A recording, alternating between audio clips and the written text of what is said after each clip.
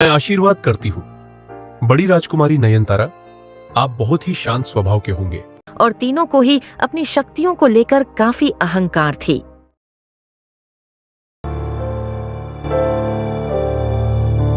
भरतपुर एक बहुत ही सुंदर एवं संपन्न राज्य था। वहां का राजा मानसिंह काफी दयालु भी था। राज्य की राजमहल में आज उत्सव जैसा माहौल है। पूरे महल को सजाया गया है। अरे क्या कर रहे हो सब लोग? वहां पर जरा ठीक से सजाओ, ठीक से फूल लगाओ, थोड़ा ज्यादा, थोड़ा सुंदर करके लगाओ। और ऐसे मुरझाए हुए फूल क्यों लाए हो तुम लोग? वह हटा के ताजे फूलों से सजाओ महल को। आज एक बहुत ही खास दिन है। महाराज, आप थोड़ा सा शांत होकर बैठ जाइए। उन लोगों का काम उनके ऊपर छोड़ दीजिए। सुबह से आप काम कर रहे हैं, थक जाएंगे आप। सब ठीक से ही होगा, आप चिंता मत कीजिए। अभी आराम से बैठने का समय नहीं है रानी। आज बहुत सारे खास मेहमान आने वाले हैं। तुम एक काम करो, तुम जाकर थोड़ा सा आराम करो। तुम पूरे दिन सबको संभालते संभलते थक जाओगी। मैं ठीक हूँ महाराज। कुछ दिन पहले हमारी 3 राजकुमारी को जन्म दिया है तुमने। मैं तुम्हारा कितना आभारी हूँ, तुम सोच नहीं सकती पद्मावती। महल में आज तीनों राजकुमारी का नामकरण का उत्सव है। देखिएगा महाराज, सब आपके इस आयोजन पर काफी खुश होंगे। आज ऋषि भार्गव आने वाले हैं। आपको याद है ना, उनके पास अनोखी शक्तियां हैं। वे आज हमारी तीनों राजकुमारियों को जादुई शक्तियां देंगे। आप पता कीजिए ऋषि भार्गव कहाँ तक पहुँचे। ओ हाँ रानी, मैं तो भूल ही गया था इतने काम के बीच में। मैं अभी जाकर देखता हूँ ऋषि कहाँ तक पहुँचे।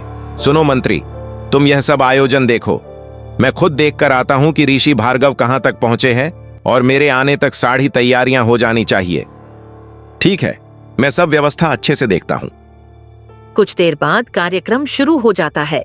ऋषि भार्गव भी आते हैं और एक एक करके तीनों राजकुमारी को आशीर्वाद देने लगते हैं, साथ ही कुछ अनोखी शक्तियां भी।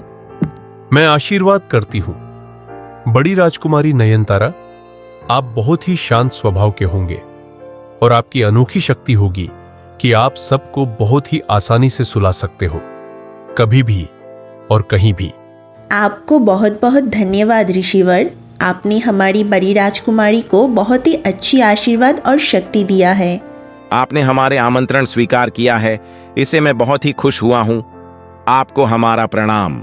उसके बाद ऋषि दूसरी राजकुमारी को भी आशीर्वाद करते हैं। राजकुमारी इंदुमती, मैं आपको आशीर्वाद देता हूँ। आप किसी भी विषय में बहुत ही ज्यादा अनुभवी, बहुत ही ज्यादा पारदर्शी होंगे। रणक्षेत्र में आपकी रणनीति सबका ध्यान आकर्षित करेगा। आपको बुद्धि में कोई मात नहीं दे सकेगा। ज्ञानी और बड़ी ऋषि मुनियों के बीच आपकी तुलना होगी। अरे वाह, हमारी दूसरी राजकन्या को आपने ये बहुत ही अच्छी शक्ति दी है। धन्यवाद ऋषिवर।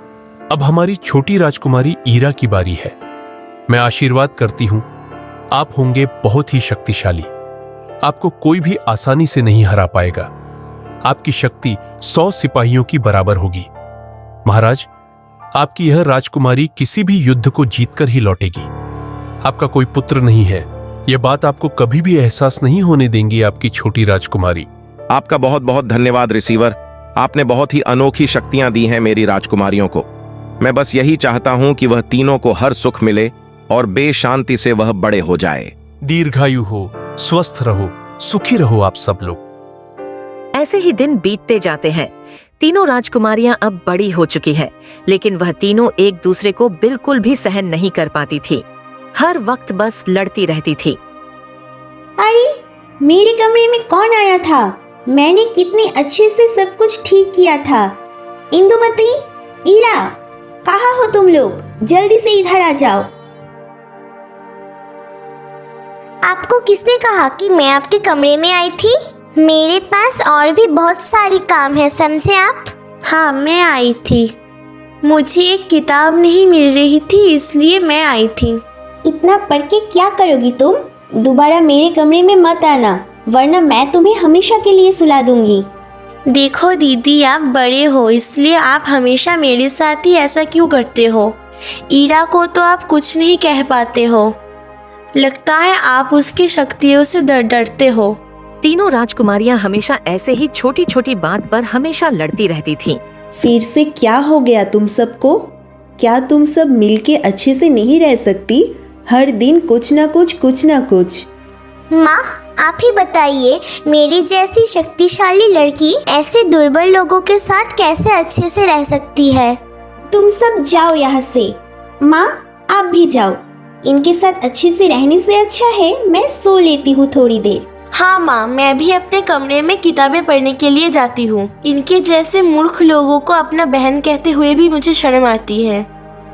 वे तीनों ही खुद में ही व्यस्त रहती थी और तीनों को ही अपनी शक्तियों को लेकर काफी अहंकार थी। क्या हुआ महारानी, इतने उदास होकर क्यों बैठे हो? क्या हुआ बताओ मुझे। तीनों राजकुमारियां बचपन से एक दूसरे से लड़ते रहते हैं। मैंने सोचा था कि जब वे बड़े हो जाएंगे तब शायद सब ठीक हो जाएगा, लेकिन अभी भी तीनों वैसे ही है। देखना, एक दिन सब ठीक हो जाएगा। वह तीनों एक साथ मिलकर राज्य को संभालेगा। एक दिन सब ठीक हो जाएगा। महाराज, मुझे तो ये डर लगा रहता है कि कहीं वे तीनों राज्य को संभालने की बजाय एक दूसरे से लड़ते लड़ते ये राज खत्म न कर दे। ऐसा कुछ नहीं होगा रानी, तुम परेशान मत हो। ऐसे ही कुछ दिन बीत जाते हैं। एक दिन खबर आती है। महाराज, एक बुरा खबर है। हमारे राज्य में पड़ोसी राज्य ने आक्रमण की तैयारी कर लिया है। किसी भी वक्त वो लोग आक्रमण कर सकते हैं। हमें जल्द ही तैयार हो जाना चाहिए। हाँ, जल्दी से तैयारी कर लो। मैं राजकुमारी को खबर भिजवाती हूँ। बाहर राजकुमारी या अपने अपने कमरे से बाहर आती है।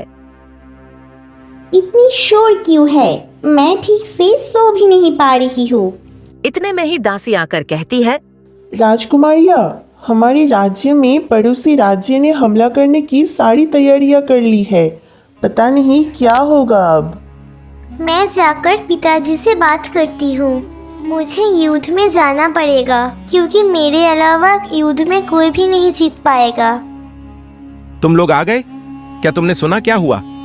हाँ पिताजी, मैं युद्ध में जाने के लिए एकदम तैयार हूँ।